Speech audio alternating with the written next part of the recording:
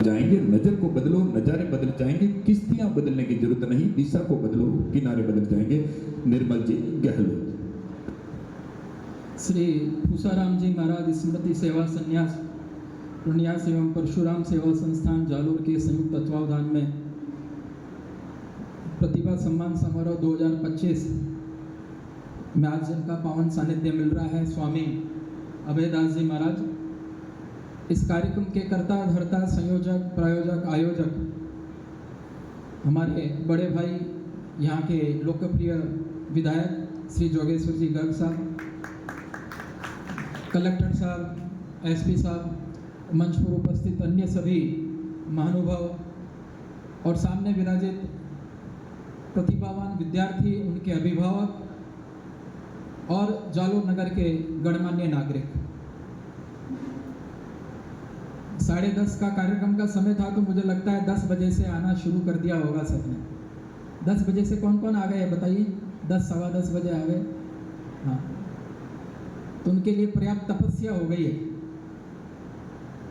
और कई बच्चे बैठे हुए गिन रहे हैं कि ये आउट हो गए, ये आउट हो गए, ये आउट हो गए, अब इतने बाकी बचे हुए। पर आपको चिंता नहीं करनी है, मेरे बाद में मैंने सूची देखी है, अब केवल जोगेश्वर जी भाई साहब जो है उन्हीं का उद्बोधन है, बाकी वालों का मौन उद्बोधन स्वीकार कर लिया जाएगा। तो बहुत ज़्यादा चिंता नहीं है, आपके पारितोषिक वितरण समारोह और भोजन के बीच में बहुत ज़्यादा दूरियाँ बची नहीं है।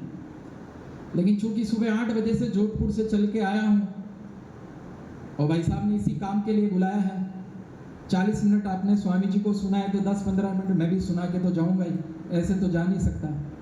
तो एक बार अपनी ऊर्जा खुद चेक कर लीजिए, मंचासीन अतिथियों को भी पता चले कि अभी आप सोए नहीं हैं। जोरदार तालियों के साथ में इस कार्यक्रम के लिए, प्रतिभावान विद्यार्थियों के लिए, सबके लिए एक स्वागत बनता है। और जितने भी विद्यार्थी हैं उनके लिए तो आज समझ लीजिए कि ज्ञान की गंगा बह रही है। वो ऐसा समझो कि अपने विद्यालय की क्लास चल रही है और एक 2-3 घंटे की कक्षाओं में उनको अलग अलग विषय पर बौद्धिक मिल रहा है।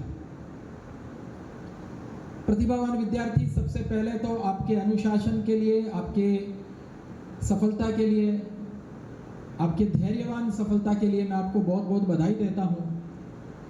और 2 लाइन कह के आपका स्वागत करना चाहता हूँ कि ईश्वर का दिया कभी अल्प नहीं होता, जो टूट जाए वह संकल्प नहीं होता, और हार को लक्ष्य से दूर ही रखना, क्योंकि जीत का कोई विकल्प नहीं होता, जीत का कोई विकल्प नहीं होता। बहुत सारा स्ट्रीम है अब 10वीं 12वीं के बाद में। भाई साहब जोगेश्वर जी गर्ग ने मुझे कुछ करियर काउंसलिंग पे भी बोलने के लिए बोला था, लेकिन मुझे लगता है कि समय की बड़ी सीमा है और केवल करियर काउंसलिंग पे ही 1.5-2 घंटे का विषय चला जाता है। 10वीं के बाद में 3 स्ट्रीम रहती है, आर्ट्स, साइंस, कॉमर्स। जिनको डॉक्टर, इंजीनियर बनना है, वैज्ञानिक बनना है, फॉरेंसिक साइंस के अंदर जाना है, आर्टिफिशियल इंटेलिजेंस में जाना है, वो साइंस लेके आगे बढ़ सकते हैं। जिनको CA CS करना है, अकाउंटेंट की नौकरी करनी है, अकाउंट्स के क्षेत्र में आगे बढ़ना है, वो कॉमर्स करे। जिनको प्रतियोगी परीक्षाओं की तैयारी करनी है, ह्यूमैनिटीज़ के विषय पढ़ने हैं, वो आर्ट्स लेके अपना आगे करियर बना सकता है। तो ऐसा अपनी रुचि, योग्यता और अवसर, इन 3 चीज़ों को ध्यान देना, उसके अनुसार वो विषय ले। 10वीं के बाद में कौन सा विषय लेना, केवल माता पिता जो कह दे, समाज का जो दबाव हो जाए, वो विषय लेके आगे नहीं बढ़े, इतना सा ध्यान रखें। 12वीं के बाद भी बहुत सारे विकल्प हैं। 12वीं के बाद में CUET एग्ज़ाम होता है, कॉमन यूनिवर्सिटी एंट्रेंस टेस्ट। यदि केवल ग्रेजुएशन करनी है और बड़ी कॉलेजों से करनी है, सेंट्रल यूनिवर्सिटी से करनी है, तो CUET का एग्ज़ाम दे सकते हैं। लॉ का एग्ज़ाम करना है तो कॉमन लॉ एडमिशन टेस्ट होता है, क्लैट के माध्यम से लॉ का एग्ज़ाम दे सकते हैं। डॉक्टर बनना है, नीट का एग्ज़ाम दे सकते हैं। डॉक्टर बनने जैसी योग्यता नहीं है, बायोलॉजी लिया हुआ है, लेकिन जाना चिकित्सा के क्षेत्र के अंदर ही है, तो प्री नर्सिंग का एग्ज़ाम दे के नर्सिंग के क्षेत्र में भी आगे बढ़ सकता है। उसको लगे कि मेरे परिवार का और मैं बाद में बिजनेस में मैं सहयोग करना चाहता हूँ, तो BBA MBA करके उसमें आगे बढ़ सकता है। कुल मिला के बहुत सारे डिफेंस के अंदर वो NDA, air force, X group, Y group, उसके माध्यम से अगर वो चाहता है कि मैं रक्षा क्षेत्र के अंदर जाके और देश का नाम रोशन करूं, तो इस दिशा के अंदर आगे बढ़ सकता है। लेकिन ये सब कुछ करते हुए साथ में, चूंकि भौतिक जीवन है, कमाई का साधन भी देखना पड़ेगा, तो ये सब कुछ करते हुए धन प्राप्ति कैसे हो जाए, अपने परिवार के माध्यम से, नौकरी के माध्यम से कैसे, तो उसके लिए अपनी योजना बनाकर और उस तरीके से आगे बढ़ना चाहिए, क्योंकि आज के युग में इसकी प्रधानता है, इसके बगैर कुछ भी नहीं चल सकता है, इसके में कोई दो राय नहीं।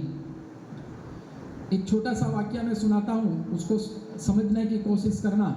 रामलीला का समय था, एक बड़े मैदान के अंदर रोजाना रामलीला होती थी, 8 दिन तक रोज हुई, 9वें दिन हुई। अब 10वें दिन आपको पता है रामलीला के अंदर क्या होता है, रावण का वध होता है। और रावण का संहार कौन करते हैं, प्रभु श्री राम करते हैं। और रावण का संहार करने के बाद में उस रामलीला के अंदर असली वाला रावण जो रामलीला वाला होता है, नाटक वाला ही है भले, उसकी मृत्यु हो जाती है। और रावण के जो पुतले होते हैं, रावण, मेघनाथ, कुंभकर्ण, उनके पुतले दहन किए जाते हैं। जो मुख्य अतिथि होते हैं वो सूर्यास्त के समय उनके पुतले दहन करते हैं।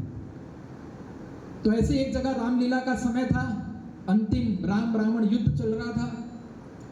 समय तय था कि ठीक 6:15 बजे सूर्यास्त के समय राम जो है रावण को तीर मारेंगे, और जैसे ही वो रामलीला वाला नाटक वाला रावण मरेगा, उसके बाद में मुख्य अतिथि आए हुए हैं सीएम साहब, और वो जो है रावण के पुतले का दहन करेंगे।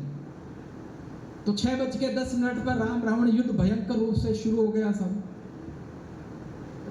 राम जी जोर से बोल बोल के कह रहे, रावण ये अग्नि बाण आ रहा है, रावण ये जल बाण आ रहा है, और अंत में बोला उन्होंने, रावण ये ब्रह्म बाण आ रहा है। और जैसे ही ब्रह्म बाण लगना था, रावण को मरना था, तय था, लेकिन ब्रह्म बाण रावण को लगा, रावण मरा ही नहीं, अट्ठास मार के खड़ा ही रहा। राम जी ने सोचा, रामलीला वाले राम जी ने सोचा शायद अच्छे से सुना नहीं होगा, फिर से बोला, रावण सावधान, ब्रह्म बाण आ रहा है। फिर चलाया ब्रह्म बाण, रावण मरा ही नहीं। तीसरी बार और तेज आवाज के साथ में बोले, रावण नहीं मरा।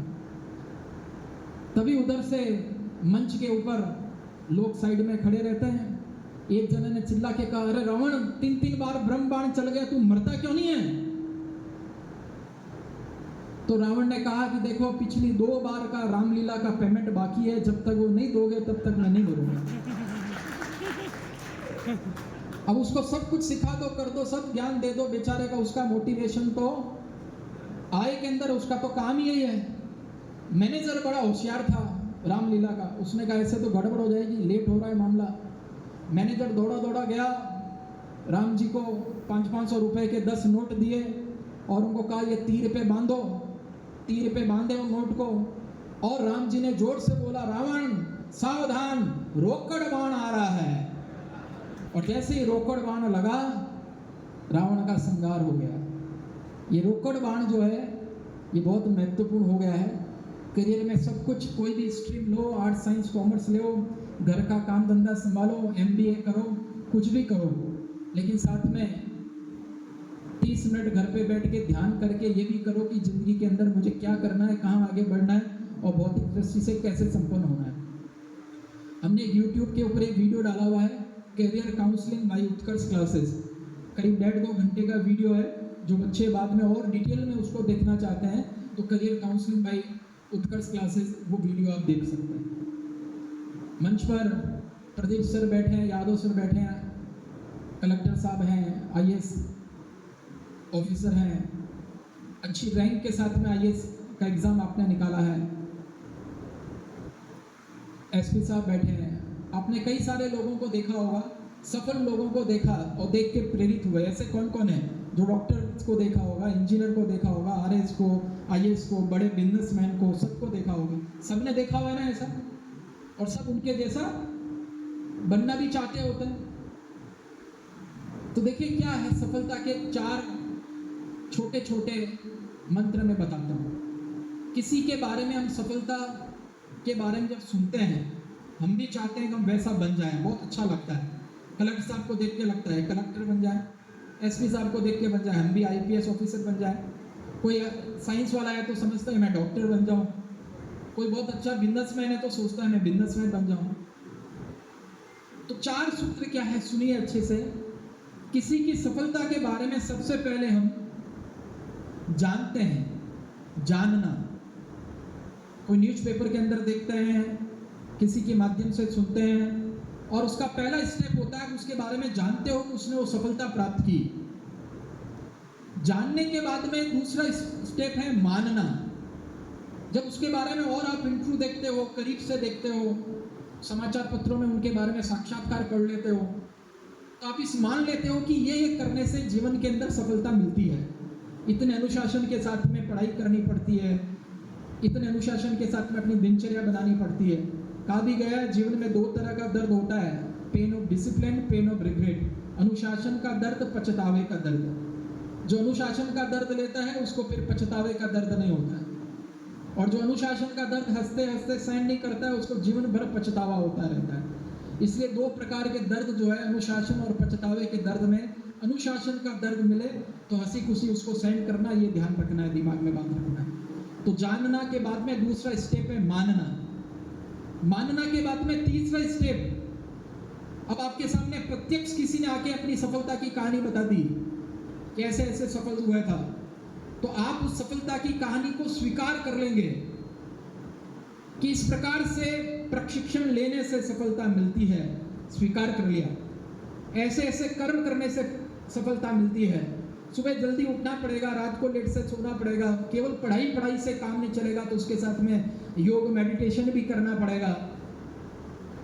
ऐसा करके सब कुछ स्वीकार कर लिया कि ऐसा करने से सफलता मिल जाती है, पक्का पता चल गया।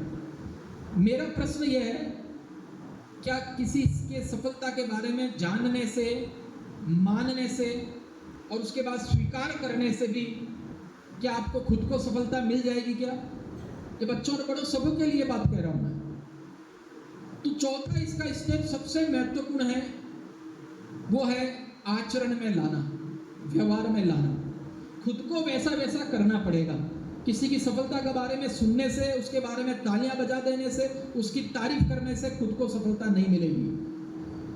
खुद को अपनी कड़ी दिनचर्या बनानी पड़ेगी, खुद को मेहनत करनी पड़ेगी, खुद को पसीना लगाना पड़ेगा, खुद को त्याग करना पड़ेगा, खुद को कई शादी ब्याहों का न्योछावर करने पड़ेंगे, कई सारे जिम्न जो है वो त्यागने पड़ेंगे, खुद को ये सब काम करना पड़ेगा, तब जाके सफलता मिलेगी। अगर आपको पानी की प्यास लगी है, इतनी देर से बैठे हैं, किसी को पानी की प्यास लगी होगी, तो मैं अगर पानी के बारे में अगर आपको कुछ बातें सुना दूं तो उससे पानी की प्यास नहीं बुझेगी। मैं पानी के फोटो दिखा दूं, मीठी पानी की नदी बहते हुए दिखा दूं तो भी पानी की प्यास नहीं बुझेगी। पानी का बोतल दिखा दूं तो भी पानी की प्यास नहीं बुझेगी। अच्छा, मैं पानी पी के दिखा दूं तो आपकी पानी की प्यास बुझ जाएगी क्या? नहीं बुझेगी। तो पानी की प्यास बुझानी है तो पानी क्या करना पड़ेगा? बताओ सारे विद्यार्थी, बताओ पानी क्या करना पड़ेगा? खुद को पीना पड़ेगा। तो इसलिए खुद पियोगे तो ही प्यास बुझेगी, खुद मेहनत करोगे। और खुद मेहनत करके ये बच्चे जो 90% से अंक लेके आए हैं, मैं समझता हूँ कि आने वाले 5-7 सालों के अंदर माननीय जोगेश्वर जी आपको इसी प्रकार से हॉल के अंदर एक बड़ा और आयोजन करना पड़ेगा, जिसके अंदर पता चले कि बच्चे यहाँ से RS निकले, RPS निकले, बड़े बिजनेसमैन बने हैं, कोई IAS बना है, IPS बना है। क्योंकि ये बच्चे जो हैं, जो पढ़ाई के क्षेत्र के अंदर अव्वल है, वो और के क्षेत्र के अंदर अव्वल हो सकता है। और केवल वही हो सकता है, जरूर नहीं। जैसे स्वामी जी ने कहा है, कोई फेल हुआ है, चाहे नीचे मार्क्स लेके आया, लेकिन अब भी उसने प्रेरणा ले ली, अब भी वो जागृत हो गया, तो सब कुछ क्रॉस करके भी आगे बढ़ सकता है। तो 2 चीजें ध्यान रखना, सफलता और असफलता दोनों स्थायी नहीं होती है। किसी को अभी 90% मिल गए और जीवन के अंदर हमेशा ही उसको अच्छे परसेंटेज मिलेंगे, जरूरी नहीं है। और कोई अभी असफल हो गया और बाद में असफल होता रहेगा, ये भी जरूरी नहीं है। तो सफलता और असफलता दोनों ही अस्थायी है। इसलिए असफल होने पे निराश होने की भी जरूरत नहीं है, और सफल होने पे चने के झाड़ पे बैठ के बहुत खुश होने की भी जरूरत नहीं है, क्योंकि ये दोनों चीजें जीवन के अंदर अस्थायी है। लगातार आगे बढ़ने के लिए मेहनत जो है वो करनी पड़ेगी, और लोगों से सीख के अपने आचरण के अंदर उसको लेके आना पड़ेगा। कई सारे बच्चे जो हैं, जो बड़े सफल लोगों को देखते हैं, कोई बड़े बिजनेसमैन को देखते हैं, बड़े IAS अधिकारी को देखते हैं, IPS को देखते हैं, बड़े सफल लोगों को देखते हैं, तो वो कहते हैं साहब उनके भाग्य अच्छे थे। सब कुछ करके किसके भरोसे छोड़ देते हैं? भाग्य के। अभी आप सब लोगों ने अभी जम के मेहनत की है, लेकिन जो कम नंबर लेके आए ना, वो बोलेंगे इनके भाग्य बहुत अच्छे थे, इसलिए 95% लेके आ गए मार्क्स, इनके भाग्य अच्छे थे, इसलिए जीवन के अंदर उन्होंने काम कर लिया। आप भी कई सारे लोग बैठे हैं। देखिए, 2 चीजें होती है, एक होता है प्रारब्ध, एक होता है पुरुषार्थ। मैं कहता हूं कि जीवन में अब तक जो कुछ घटित हुआ वो समझ लीजिए प्रारब्ध था, मतलब पूर्व जन्म का किया हुआ अच्छा बुरा जो भी था वो प्रारब्ध था। अब तक जो घटित हुआ वो प्रारब्ध था, और जीवन में आज के बाद जो कुछ भी घटित होगा वो अपने पुरुषार्थ के बल घटित होगा। ये जिसने ठान लिया, समझ लीजिए वो जीवन के अंदर उसको आगे बढ़ने से कोई नहीं रोक सकता है। पुरुषार्थ के बल पर आगे बढ़ना है। भाग्य के बारे में मैं आपको बताऊं, इसी प्रकार से करीब 1200-1500 लोग बैठे थे। मैनेजमेंट का एक सेशन था, सारे मैनेजमेंट गुरु बैठे थे। भाग्य के बारे में मुझे बोलना था। मैंने कहा कि आप में से कहते ना भी भगवान उसको भाग्यवान दिया, उसका भाग्य अच्छा था इसलिए उसको सफलता दे दी वगैरह वगैरह। तो मैंने कहा आप में से जितने लोग बैठे हैं उसमें से कोई एक व्यक्ति ऐसा आगे आओ जिसके 2 पुत्र हैं। पहले तो हाथ खड़े कराए, बहुत सारे लोगों ने हाथ खड़े किए। उनमें से एक को मैंने आगे बुलाया मंच पर। मैंने कहा आपके 2 पुत्र हैं क्या? 2 पुत्र। मैंने कहा नाम बताओ दोनों का एक का नाम तो सुरेश है, एक का नाम महेश है। मैंने कहा बहुत अच्छे। मैंने कहा जो आपका पहला बेटा सुरेश है उसके बारे में ऐसा बोलो जो मैं बोल रहा हूँ पीछे पीछे, कि ये जीवन में हमेशा आगे बढ़े। बोला सेम वैसा वैसा आगे बढ़े, हमेशा स्वास्थ्यवर्धक रहे, सफलता इसके चरण चूमे, जिस क्षेत्र में भी जाए उस क्षेत्र के अंदर वो महान बने, अच्छी सुंदर सुसंस्कृत वधु उसको मिले। ऐसा करके मैंने बहुत अच्छा बोला। उसने अपने पुत्र सुरेश के बारे में वैसा वैसा साथ साथ बोला। बड़ा खुश एकदम, चेहरा बहुत अच्छे से उसका था। फिर मैंने कहा तुम्हारा जो दूसरा पुत्र है महेश, उसके बारे में तुम ऐसा बोलो कि हमेशा बीमार रहे। वो बोला ही नहीं, चुप रहा। बहुत ही खतरनाक पत्नी मिले, बोला ही नहीं, चुप रहा।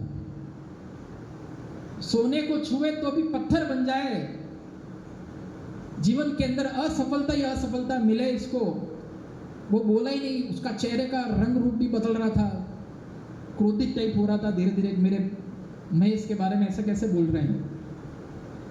मैंने कहा भाई जैसा कह रहा हूँ वैसा बोलो ना। उन्होंने कहा नहीं बोलूंगा। और मैंने कहा मैं कोई प्रयोग कर रहा हूँ यार, मेरे प्रयोग के लिए बोलोगे? नहीं बोलूंगा। मैं कहा मजाक में बोल दे, तो जोर से बोला मजाक में भी नहीं बोलूंगा। गुस्सा आ गया उसको खतरनाक। मैंने कहा बैठ भाई, नीचे बैठ। उसके माध्यम से आप सबको भी कहना है, वहां जो सभागार में भी जो मैंने कहा था, एक साधारण पिता अपने 2 पुत्रों में से एक के बारे में मजाक में भी बुरा नहीं सोच सकता, तो हम ये कैसे मान सकते हैं कि वो परम पिता परमेश्वर हम में से किसी के बारे में बुरा सोचेगा? इसलिए ध्यान रखना मित्रों, परमात्मा ने सबको एक जैसे अवसर प्रदान किए हैं। उन अवसरों को खींचना है, उन अवसरों को कैच करना है। हम सबके जो बुजुर्ग हैं, जो आपके देवी देवता है, परमात्मा है, उन सबको एक ही आशीर्वाद देना आता है आपको। वो आशीर्वाद है तथास्तु। क्या आशीर्वाद है? तथास्तु। संस्कृत का शब्द है तथास्तु, ऐसा ही हो, तथास्तु। अब 2 तरह का तथास्तु है, आपको कौन सा लेना है आपको तय करना है। अगर कोई व्यक्ति ये सोचता है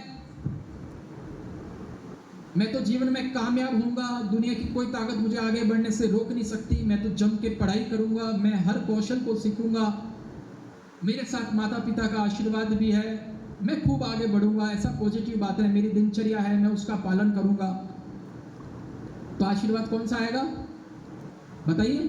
एक ही आशीर्वाद आता है उनको। तो आशीर्वाद आएगा आपके पितरों का, आपके भगवान का, इसके देवी देवताओं का, जिनको भी मानते हैं उनका आशीर्वाद आएगा। तथास्तु मतलब ऐसा ही हो, ऐसा ही हो। लेकिन कोई अगर नकारात्मक सोचेगा, मुझसे तो पढ़ाई होती नहीं, मैं तो आगे बढ़ ही नहीं सकता, मैं तो जीवन में असफल हो जाऊंगा, मैं तो इस परीक्षा के अंदर मुझे तो कुछ पता ही नहीं चलता है, असफल, परीक्षा में फेल, ऐसा नकारात्मक विचार सोचेगा, बताइए ऊपर से क्या आशीर्वाद आएगा? बोलिए ना, तथास्तु मतलब ऐसा ही हो। तो बताइए पहले वाला तथास्तु लेना है, दूसरे वाला तथास्तु लेना है? पहले वाला लेना है सबको तथास्तु। आप सबके जीवन में जो भी अभिभावक बैठे हैं, गणमान्य लोग बैठे हैं और पीछे बच्चे भी बैठे हैं, उन सबको ईश्वर करे कि पहला वाला तथास्तु जो है वो कोटि कोटि भर झोली भर भर के पहले वाला तथास्तु उनको प्रदान करे। आप जीवन के अंदर हमेशा सकारात्मक ऊर्जा से भरे रहें, खूब आगे बढ़ें। खूब सारे करियर के विकल्प हैं, लेकिन जहाँ पे जिसमें भी जाएं पूरी तन्मयता के साथ, पूरी आत्मविश्वास के साथ में घुस जाएं। कोई बहुत बड़ी बात नहीं है, कई लोगों ने नए नए काम करके भी जीवन के अंदर दिखाए। ऐसा नहीं है कि कोई फैमिली बिजनेस ही पकड़ना लेके ज़रूरी है।